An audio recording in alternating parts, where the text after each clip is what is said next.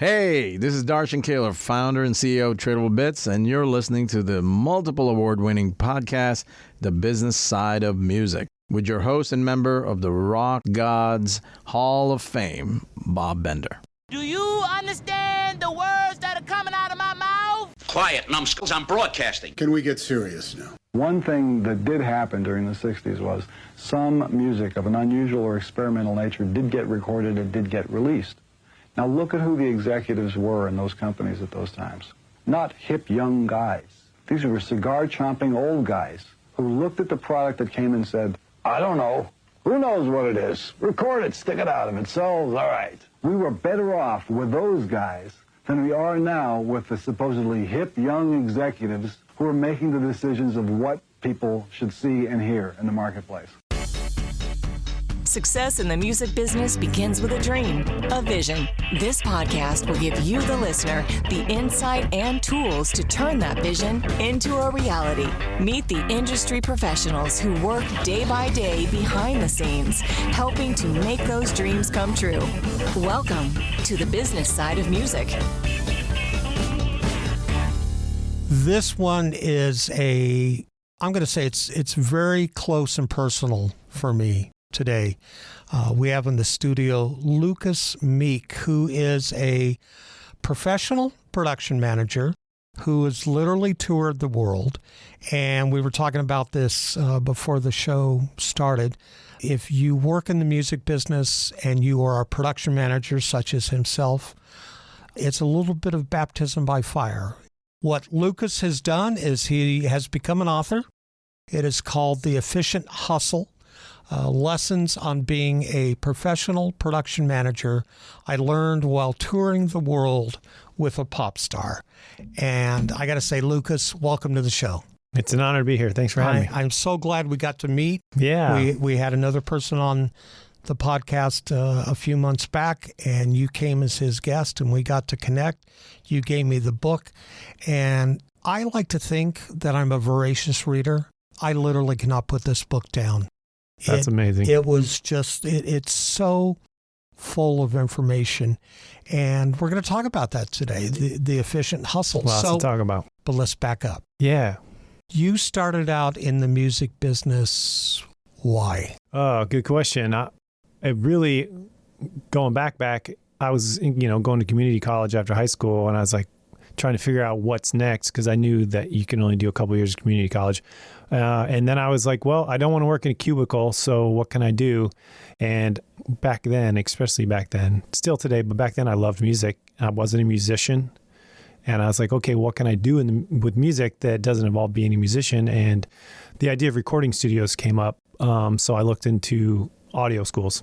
And so I got into it via audio first. Yeah. Yeah. But it really was just the idea of like, I can't do a quote unquote day job, Yeah, no, I get that. Sitting behind a desk is not for all of us. It's not for all of us. Nope. Yeah. Some people love it, and that's great because some people need to do it, but others just can't. And so it all works out. In other words, you needed a little bit of an unstructured life. Yeah. Professionally. Exactly. Were you a stagehand? Did you go through that part in your life, learning the craft? I didn't. I definitely recommend it for a lot of people. It's a good idea, but my entrance truly was audio school. And then, starting, once I got out of audio school, just getting my real kind of first paid gig was front of house audio in a club because I'm from the Midwest. I grew up, born and raised in Iowa. And so once I got out of audio school, went back to Iowa for a while, and there was a lot more live music venues than recording studios in Iowa. So by default, I just started doing live sound and then never really looked back because I wouldn't say, I don't know if structured's the right word, but the studio life is not for me. It's a little too monotonous. My wife will testify to that.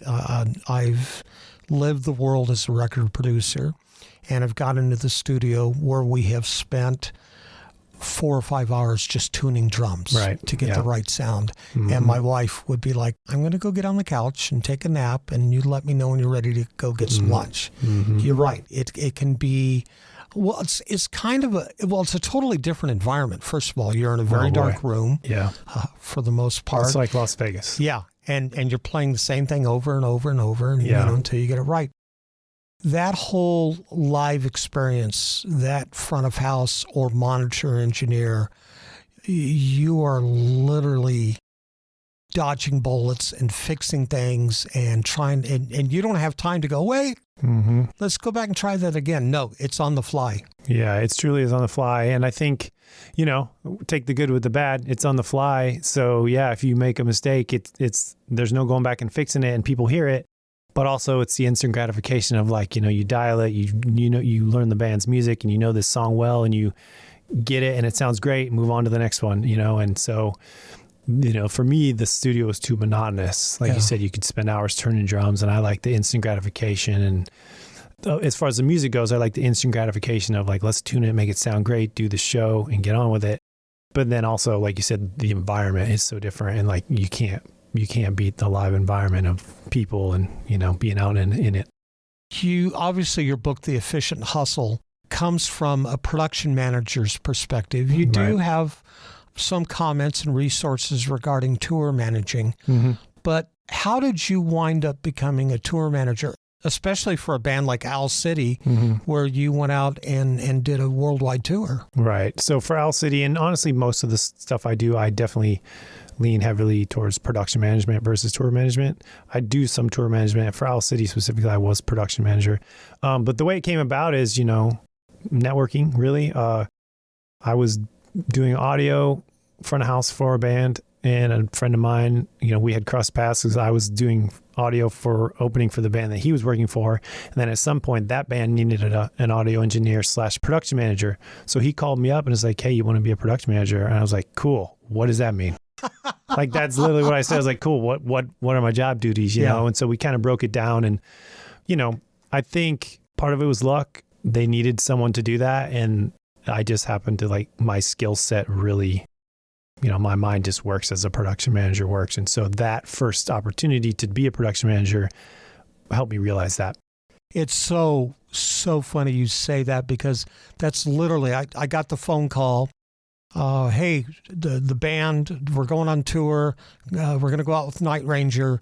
This is 1983. Night Ranger at that point was breaking big and playing a lot of arenas and auditoriums. And they said, we need a stage manager and a guitar tech. And I said, great. What's a stage manager and a guitar tech? And that's how a lot of us got into this business. Absolutely. Yeah. You either get into it by, like you said, you can be doing a stagehand work and stuff like that and get into it, or you have one thing you're interested in, whether it's like backline or audio or lighting or whatever, and then by default you kind of pick up on the other things. But and then trial by fire. So this book, The Efficient Hustle, which, like I said, I've read cover to cover and made notes. What was the nucleus for writing this? Yeah, so in like 2019, I was trying to expand a little bit. I started my website first, The Efficient Hustle, really just as a way to like mentor, consult a little bit on the stuff that I know. And but as part of that, I started a blog, and that's really when I realized I like writing. The blog is like industry stuff, like how to pack for a tour, because you're going through all the different weather. Even on one tour, you might hit all the different seasons, stuff like that. And then I realized, okay, I like writing, and I have a ton to talk about when it comes to touring and production management. And a lot of other people, especially young people, want to learn what I know. So why keep it all bottled up? Why not share it? And also I'm all about efficiency, and I think that this industry could stand to be a little more efficient. And so I wanted to do my part to instill some of that as well. This book is a little bit of a storybook. You share some of the stories of being on the road, but at the same time, it becomes a technical manual. And really breaks down from going to A to Z on what it takes to put a tour together. Now, your first tour that you went on the road, you weren't necessarily that seasoned professional by the time you wrote this book. How was that baptism by fire for you? It was pretty intense, which is why I wrote the book. Why I wrote the book about that specific tour. Just to your point, the way you describe it is accurate. Like, it's not, I didn't want it to read like a textbook, because that's boring and no one would want to read it. But also a lot of the lessons that I teach in there are things that I learned the hard way. And so that's why I wanted to integrate the stories as well. So I could be like, look, here's a mistake I made. Here's the lesson I learned from it. Here's how you can implement it into what you do. Don't do what I did.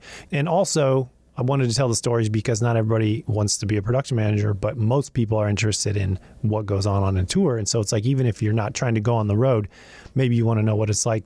How do you get a band around the world, you know? And so I wanted to tell those stories too.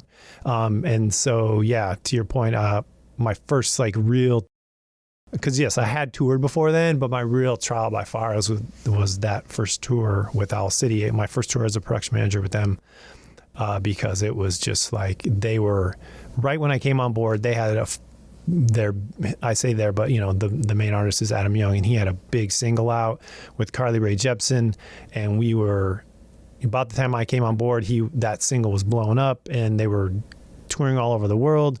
They were doing a bunch of TV promo for it because the song it was like, you know, one of the hits of the summer, and most of that I hadn't done, and I was just learning as I go. And so I'm like, let me tell about that, because this is where I made a bunch of mistakes and learned along the way.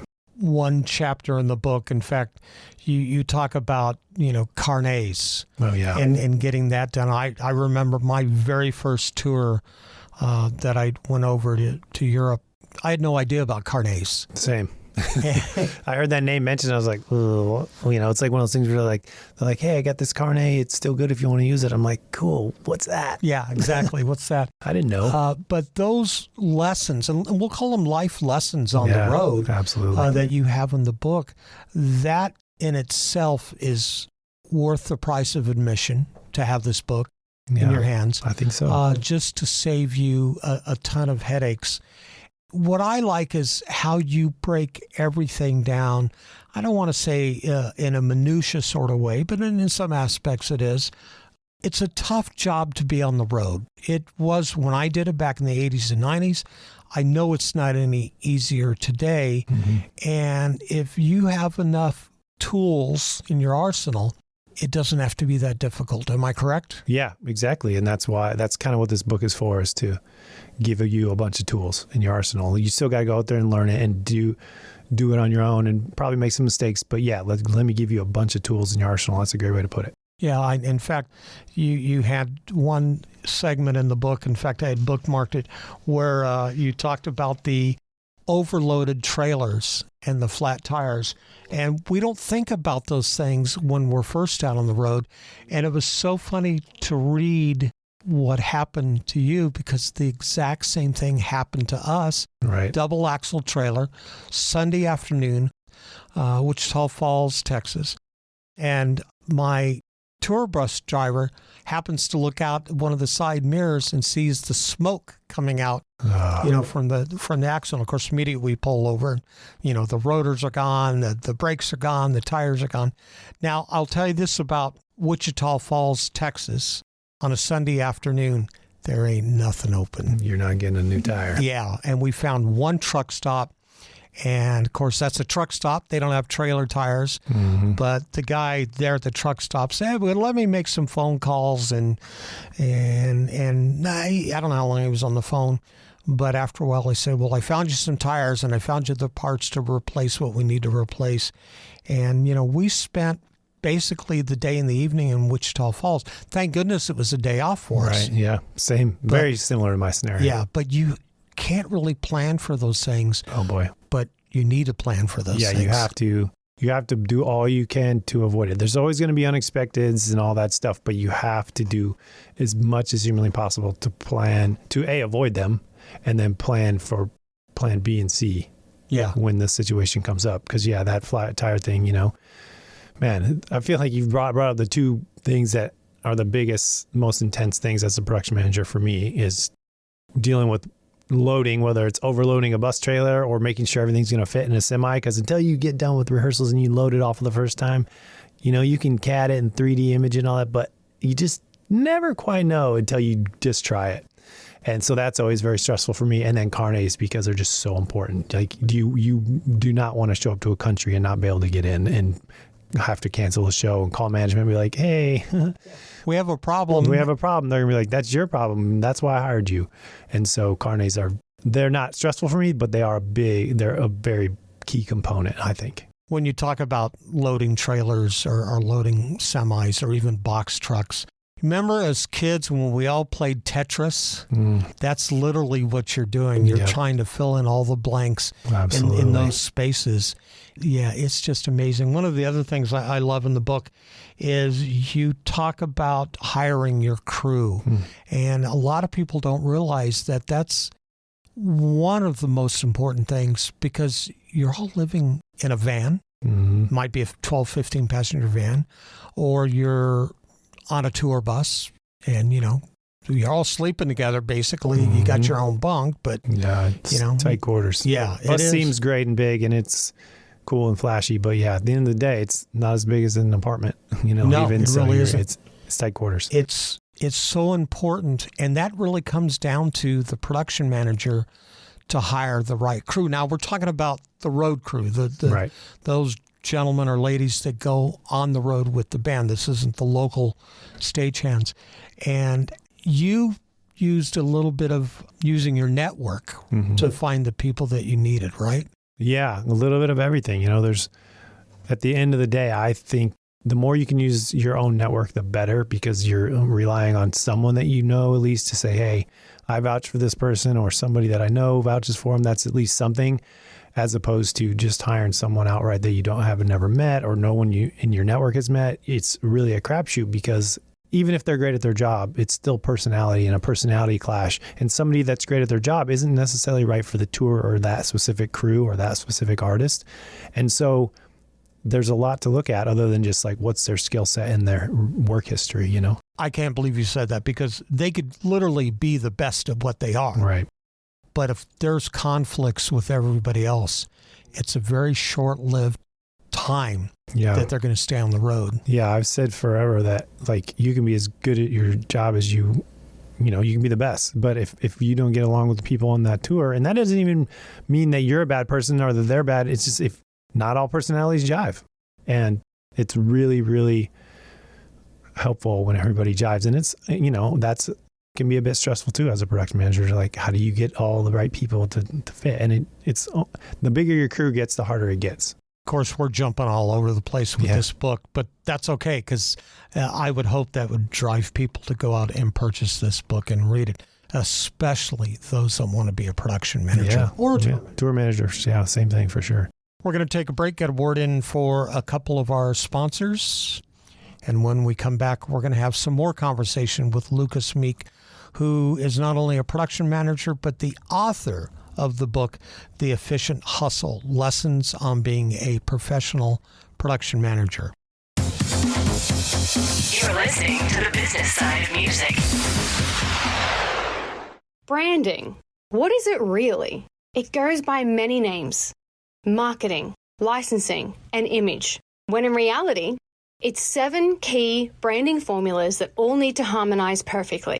Mess up just one formula and you have compromised the whole brand build. Dead Horse Branding facilitates all 7 formulas under one roof, building, promoting, and marketing all brands at all different stages of their level. We are a marketing team's dream, and we were built to service talent, artist managers, record labels, independent artists, iconic brands, legacy estates, and startups.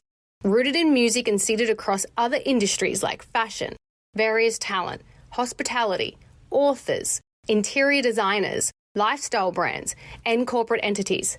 The 7 branding formulas do not discriminate. 7 branding formulas, all in one swift movement. Sick of beating that dead horse? Come to Dead Horse. Please visit us at deadhorsebranding.com or send us an email to info@deadhorsebranding.com. As a musician, you have a dream. That vision of what success looks like for you. Though it's not only about the money, money is a part of it. Whether you've been extremely successful or just striving to maintain a regular cash flow, you need a plan. Money Concepts can help you develop a customized plan to achieve the financial stability and success you want. For over 40 years, Money Concepts has been providing holistic financial planning services to individuals, families, and business owners. As an independent firm, Money Concepts and their associates are committed to always represent the best interest of the client. It's really about independence coupled with committed benevolent interest, which means that they can represent your client, not a product supplier. It's not about selling products. It's about helping you achieve success. To learn how this can benefit you, contact John Adams at 737-867-9309. That's 737-867-9309 for more information. You're listening to the business side of music. Back in the studio here on the business side of music, Nashville, Tennessee, Lucas Meek is sitting across the table. He is the author of The Efficient Hustle. Once again, and I'm going to probably beat this into the ground, but I don't care. If you have a desire in your life to be a professional production manager or a professional tour manager, even that, this is a must read. And I've been handed a lot of books over the years by people who say, check this out. But your book is literally the most detailed and concise. And one of the things I like about it is you actually provide examples, and we talk about those tools in your arsenal. You actually provide an example of like the day sheets and the production sheets. Right. It's kind of like the old prior proper planness prevents piss poor performance. Right. And that's really what a lot of this is all about, right. Yeah. is having all of your ducks in a row. Yeah, like I said earlier, like plan the best you can, because it's not all going to go as planned, or there's always going to be fires to put out or whatever. But man, you got to do your best to minimize it. When we talk about putting a show together as a production manager, and in many cases, especially with smaller acts, the road manager may also be the bass player in the band, but he's probably also the production manager. As things improve and things get larger, it might be a tour manager / production manager role, which is what I did. When it gets to this point where you have a production manager on the road, separate from everybody else, it really is a whole new world, because you guys, literally, production managers and that crew, are first in and last out at the venues. Yeah. But it doesn't start there, does it? It starts how long before with the advancing in the emails and the communication? Yeah, I do get into that in the book, because I think it's important for people to realize that is like, you're not just showing up to the rehearsals for tour and you're up and running. I would say, every tour is different. It depends on the size and the scope of the tour and how many trucks and how much production and all that. But, in general, a couple months, and before the production manager jumps in, it was months before that they were, management was working with the booking agent to route the tour and to book a tour. And then as soon as the production manager gets those dates, then it's like, okay, let's start talking about, rehearsals. Where are we going to rehearse? You want to try to make sure that your rehearsals hopefully line up with the first show, maybe the same city, but if not, at least a bus, you can get there overnight in the bus. So yeah, there's probably a good couple months if you have if you're blessed with that much time. The earlier the better. I like to start, because then the earlier you get to start it, the less like crammed you are in the last minute. But it definitely starts a good chunk of time in advance, working out all the details before you ever get to rehearsals, before you ever get to show number one. Do you start off with a phone call, or do you start off with an email? For which part? When you're beginning to advance the date with the promoter in a certain city. I always start with email, and I prefer to keep it in email as much as possible. So you have that paper trail. You have a paper trail. If something goes wrong or whatever, you can always pull it back up and say, now it's helpful because you can be like, look, this is what we said, and this is what you said, and this is what I said. At the end of the day, it doesn't matter. There's still a fire to be put out, and pointing fingers doesn't necessarily matter, because you still have to fix whatever the problem is. But it is helpful, and it can come back to like, okay, well, who's responsible for paying for this quick fix or whatever. But yeah, I always like to, and plus, let's be honest, like email is more efficient in that way of like, if I get done with a show and I'm loading out and maybe it's 1 a.m, I can check a couple and fire some off to, a show I'm doing in a couple weeks, and that person receiving it might well be in bed and asleep by then, but then they can get it in the morning when I'm still sleeping. So you can play that game too, which, email is efficient for that. And that's something else that if you've never been a production manager or a tour manager for that aspect, your day, as I said, you're first in, last out, but your day starts at a certain time. It can be 16, 18, maybe 20 hours before you see your bunk, because you are working throughout. Not only are you trying to put the show of the day together and make sure that it's operational and functional and the fires are put out, but you're also, as you said, you're advancing dates, 5, 6, 7, 8 weeks down the road. Yeah, I would say in general, as a production manager, my goal is to whatever I wake up and do on a specific day is honestly more for something 2-3 weeks down the road. Because if all goes well, when I'm showing up to a show and I'm walking in the venue for the first time that day, I'm just making sure I'm just kind of watching and making sure it all goes right. Because if I did my work in advance, this is just all the plans and details that we went over are now falling into place and putting out a few fires or whatever. But if you did your due diligence in advance, I'm not showing up to a show and doing much for that specific show. That should already be done. I'm working on something 2 or 3 weeks out. Did you find at one time or another that in addition to every other hat you were wearing, you were a babysitter to a certain extent, because you really have to take care of how many crew you have, and they all have their own set of instances or issues or problems that somebody needs to help them navigate through. Right. Is that part of that production manager hat? Yeah, absolutely. And you can call it babysitting. Some people say it's like wrangling cats, whatever. And depending on who it is, might take that as disrespect. So at the end of the day, I just say it's, you're dealing with a lot of personalities, and the bigger your crew gets, the more of that you have, because the reality is we all have our days, and everybody could jive and get along great. But if your crew is big enough, every day somebody has woken up on the wrong side of the bed. And especially as the tour goes on, people are just tired, and that's human nature. And they could be your best friend, but man, they could get under your skin that day, or they could be the one that's cranky that day.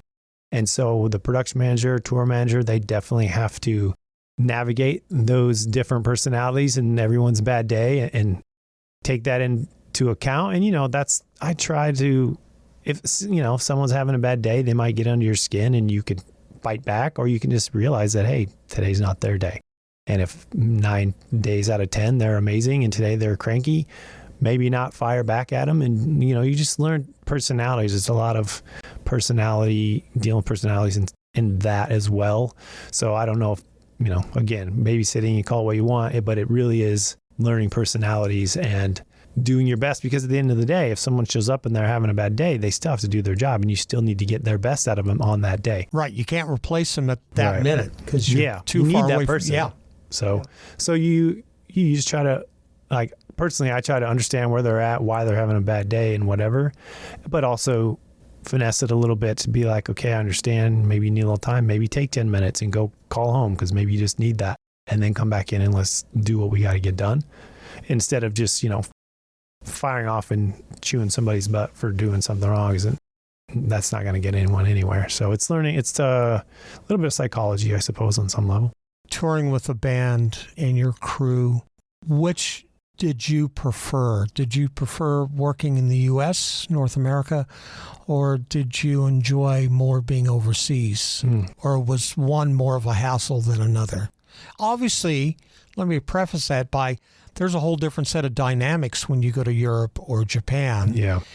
And it can be exhilarating, but at the same time, you're dealing with different cultures and different timelines. Yeah, I think personally, especially back in the day, but still now for the most part, I enjoy it all. I just enjoy different aspects of where I'm at, kind of to your point. I mean, I guess where I'm at right now in my career, I like to do stuff overseas because, you could make a million passes around the U.S. and it's still kind of the same. And you do it more often to where, I love to go to Japan because I love Japan.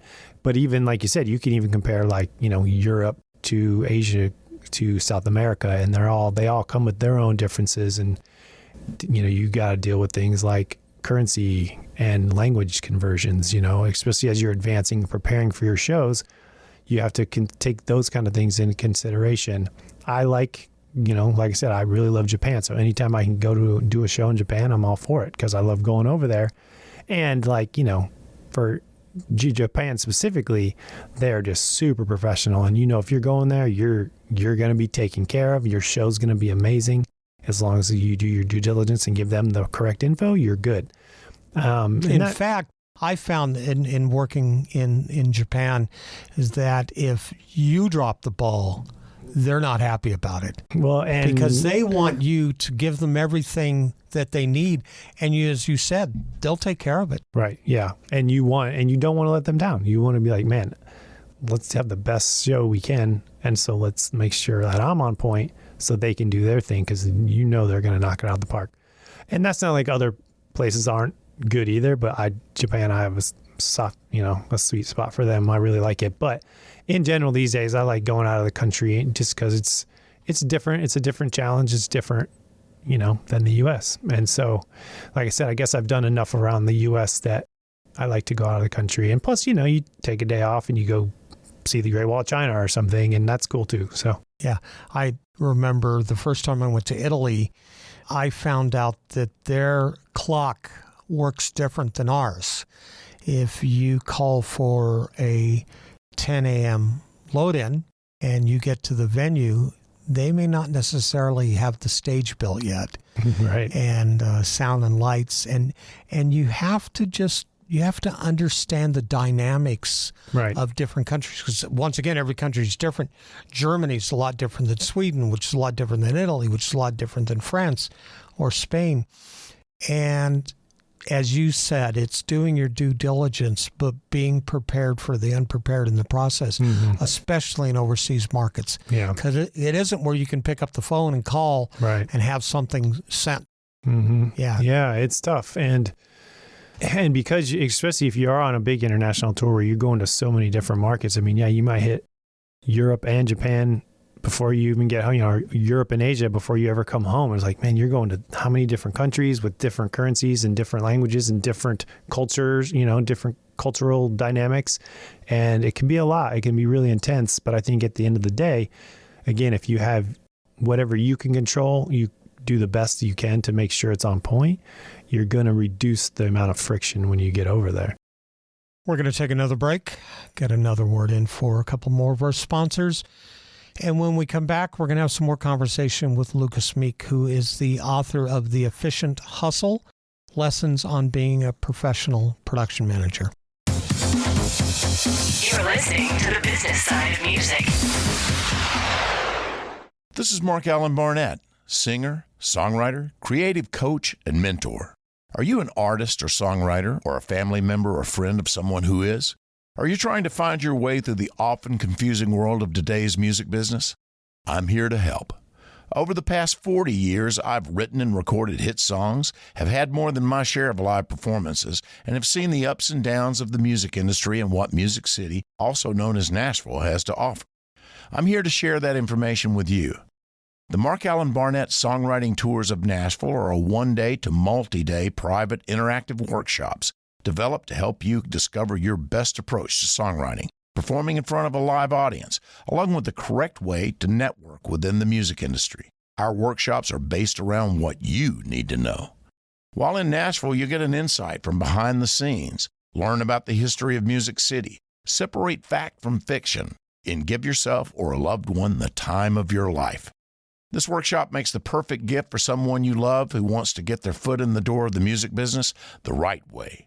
For more information, go to www.markallenbarnett.com or www.musicchoosesyou.com. Remember, you don't choose music. Music chooses you. Are you a fan of 80s and 90s country? Then check out Throwback Country Music, a weekly nationwide show hosted by me, Britt Jones. I have exclusive interviews with legends and icons that include Grammy Award winners and Grand Ole Opry stars. You can listen to the show wherever you get your podcast or watch it on our YouTube channel or our Facebook page. For more info and access to these options, visit our website at throwbackcountrymusic.com. That's throwbackcountrymusic.com. You're listening to the business side of music. Back in the studio here in Nashville, Tennessee, Lucas Meek is sitting across the table, the author of The Efficient Hustle. When you were putting this book together, And I'm sure this was not an overnight process. I'm sure it took you several months to figure out all the components and the content that was going into it. When the book was finished and you went to print, did you feel like, yeah, this is a home run? Or was there like a moment where you went, yeah, I wish I had included this or included that in the chapters? You know, I think by the time I was done with it, I felt pretty good about it. Yeah. Because I know that I have all the nuts and bolts in there to go out and do a tour. There are a ton of other things that I could write a whole nother book on the stuff I didn't include, but that might be things like what to pack for a tour, stuff like that. Or like, what do you do? What's bus life like? All things, good things to know, but not necessarily key. Like I can write blogs on that. Maybe I'll write another book on that, but I feel like I had what I needed in there to set someone up for success. Well, you talked about before the show, too, that you were thinking about eventually getting on YouTube and maybe offering online courses. Right. Those could be whole different segments. Because this really, we're not taking the deep dive today that this book provides. And really, we're not taking the deep dive of what a production manager, once again, a tour manager, don't want to exclude them, what those daily roles are, because we'd be here for hours. We could do an episode on each chapter at the very least. Putting the book together and especially like I said, the advance sheets and the call sheets and everything that you incorporated into the book. Obviously, it's a different world now than it was even a few years ago. Mm-hmm. We had a conversation with someone a while back how great the music business was until the pandemic hit in 2020. Literally just kicked the legs out from underneath everybody. Yeah. And now I'm noticing that as things are picking back up and starting to get back to normal, whatever normal is in this business, there's a whole new set of problems. Sure. It's production costs, it's trucking, it's labor, it's buses. Are you finding a whole new set of headaches that didn't used to be there?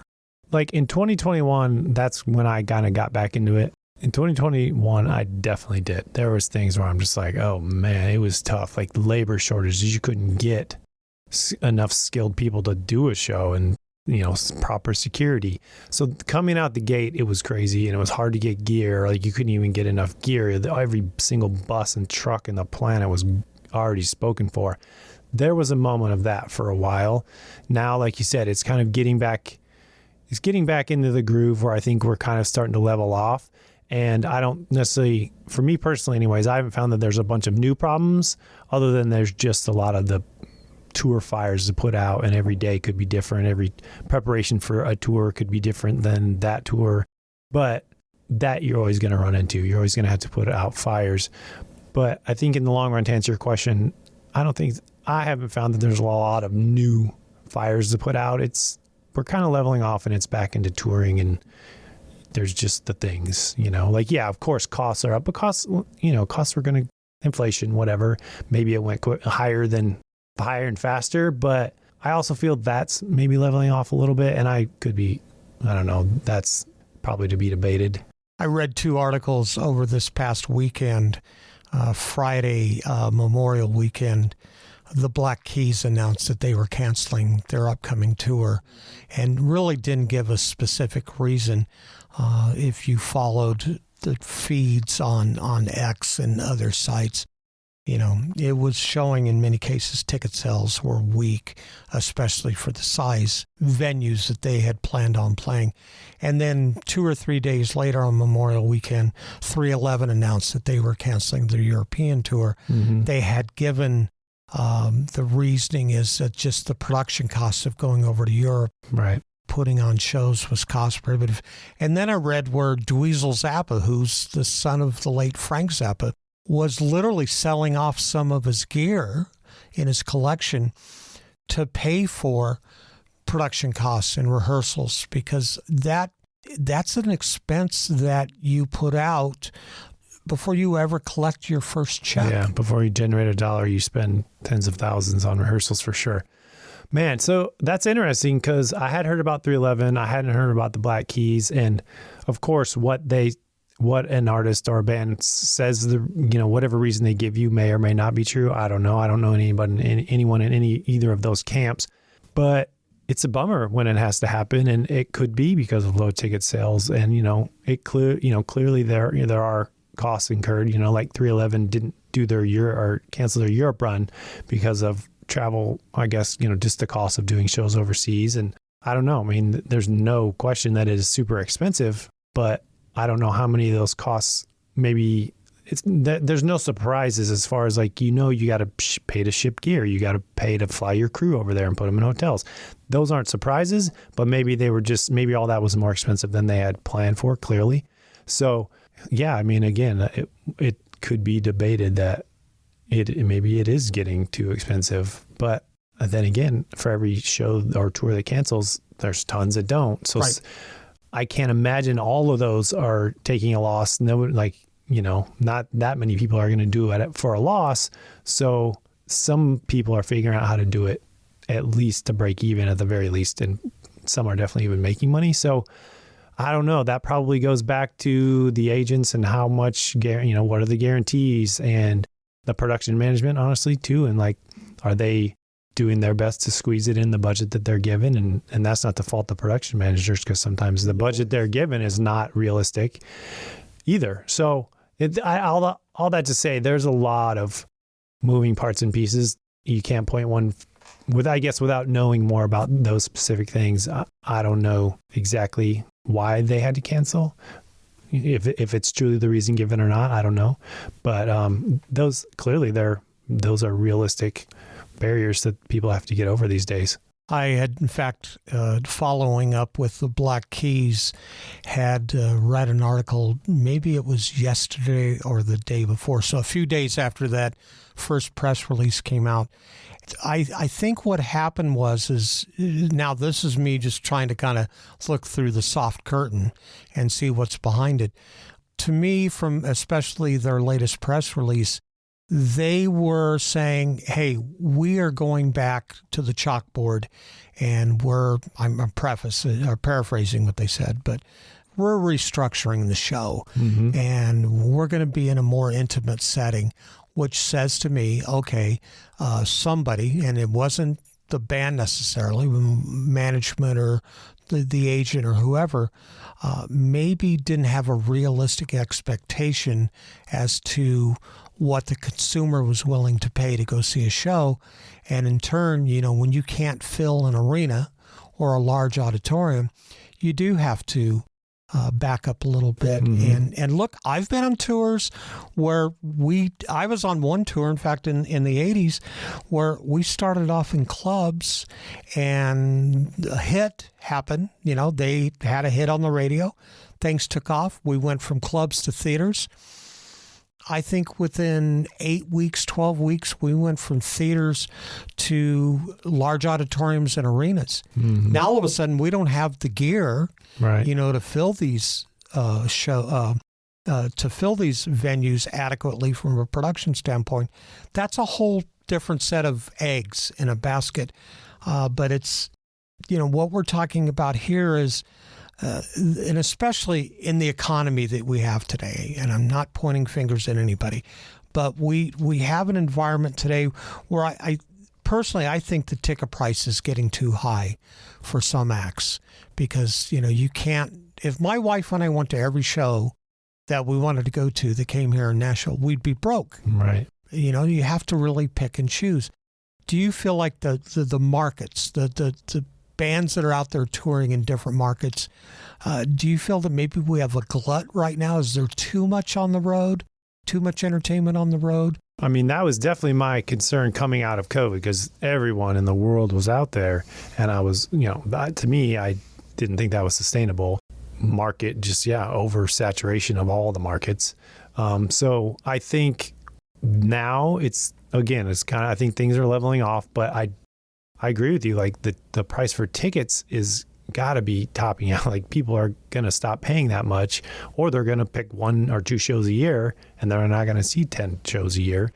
And so I think my thought process on all that is, you're going to have to stop charging as much, or, maybe it stays where it is, but it doesn't keep going up. And so that in that case, you figure out how to do a tour within a specific budget. And the tough side of that is that, fans coming to shows pay a lot of money, and their expectations have been set so high now, because you can go see a club show at a House of Blues or something and the production's amazing, but you can't do all that production without spending a bunch of money to rent it, without hiring a crew to run it. And so I think... And hauling it around. And paying, maybe you have a whole other truck because you have so much gear, and that all takes more money. And so I think what happens is we, if people are going to keep going to shows and spend this money without continuing to charge more, we have to figure out how to do... Hey, I think, hopefully the fans' expectations aren't so high that they're like, well, that show wasn't super overproduced and it was boring. I hope that they accept that, people like the Black Keys might go out and do a show that's not super flashy, but the music's really great and it sounds really good. And I think, as production managers and creative designers and stuff leading up to a tour, coming up with creative ways to make it look really cool and to not have boring, dull moments in the show without just being overwhelmed with production all the time. But it's still, how do fans feel like they got what they paid for without having 3 trucks of gear and 2 buses of crew? How can you do that on a more economical way? And I think that's the challenge, because that's not easy. Before we wrap up here, a fresh, young individual comes up to you and wants to be a production manager or a stage manager or whatever it is. What bit of advice would you give them that maybe you did or you didn't do when you first got into the game? What would be that thing you would tell them? You need to go out and do this before you do that. Mm-hmm. It's one you get asked a lot as a professional, and it's one that's really hard to answer, because we all have our own story of how we got here. And, now there's schools for it and stuff like that. But I think the advice I would give is, first of all, pick a lane. Like, try to have an end goal. Like, you don't have to start there, but like, do you want to, at the end of the day, do you want to be an audio engineer? Or do you love drums and you want to be a drum tech and set up somebody's drum kit and tune it every day? Or do you want to be the lighting person? I think having that end goal, that target, is very helpful. So you're not just throwing darts at the wall. But as far as getting into the industry in general, that's a whole nother thing, which I think a lot of people have success starting where they can, which is a lot of times their high school theater or their high school, whatever, performance areas. And, churches are a big funnel for production and professionals as well these days. So I think any time you can get into those kind of things and just try and learn, and because you might have this end goal of being an audio engineer, but you might get in there and be like, oh, actually, I don't like that, but lighting school, or whatever the case may be. So you're not diving in head first into being an audio engineer at an audio school and then get out of school, and after you paid a bunch of money and realize you don't like it, get in there and try things out. But I do think it does help to at least start with a direction. And you can always change the directions, but I think it helps so that way you're kind of going in with a purpose and a focus and trying to learn a lot of stuff. And the basic understanding of what it is, that, what is stage right, what is stage left, what's upstage and downstage. And I cut my teeth. I didn't have theater in high school because I was in orchestra and I was in band. I was a musician. As I got older, I regretted that, but then I became a stagehand at the local venues. Mm-hmm. And to me, I think that was really, it might have been a little bit of baptism by fire for me. But it was a great learning ground. Yeah. And I got paid in the process to learn a trade craft. That's always helpful. Yeah, I think it's amazing. Let's talk about the book. How can people find it? Yeah, so a lot of ways. I think my preferred way is just go to my website. It's theefficienthustle.com. There's a tab on there that just says the book. You can go there and order it from me. I got some extras and some other stuff that you can pick up with the book. Amazon is an option if you just want to do that. You can, or if you want to get if you're an e-reader person, you can get the e-version from Amazon. The Rock and Roll Hall of Fame has recently started selling it. So if you're in Cleveland, you go to the Rock Hall, you can pick it up at their store. They're selling it on their web store as well. Or if you're in the Cleveland airport, the Rock Hall of Fame's satellite store at the airport there will sell it. You can get it there. If you're in Des Moines, Iowa, the Beaverdale Books has it. And if you're in my hometown of Fort Dodge, Iowa, you can check it out from the library. A lot of resources Lots there. of resources, but please, check out my website, because if you're interested in any of these things, I have blogs and all kinds of other stuff that might be of interest as well. And I also read where you're a pilot. I am. Yeah, I'm a private pilot and do it for fun. I wish in another life maybe I'll do it as a career. But yeah, it's just a hobby, and it's something I've always wanted to do and eventually picked it up. Excellent. Here's a shout out to our loyal listeners. Without all of you, we wouldn't be one of the most listened to music industry interview podcasts, including achieving #1 status in many countries around the world, according to Apple Podcasts. If you enjoy our show, please check out our Facebook page at the Business Side of Music Podcast. Don't forget to subscribe and definitely hit that like button. While you're at it, go to our page on YouTube and click on the Business Side of Music Podcast to subscribe. We definitely want more subscribers. We're trying to get 100,000 subscribers, folks, so help us out there. You can check out our video webcasts there and get to see me and our guests, such as Lucas here in the studio, along with occasionally Buddy, the music dog, who has taken a liking to Lucas. Yeah, we get along great. Yeah, but he has exited the studio. Last but not least, check out and follow us on X, as we once knew it as Twitter. You can find us there at Biz Music Podcast, B-I-Z Music Podcast. It's a good way to find us. Lucas, thank you so much for being on the show. This was a lot of fun. Thanks for having me. It's an honor to be among so many other pros. It's great. The Business Side of Music is the creation of Tom Sabella and Tracy Snow and is produced by Bob Bender. The Business Side of Music is recorded at Music Dog Studios in Nashville, Tennessee. Production sound design by Keith Stark. Voiceover and promo by Lisa Busan.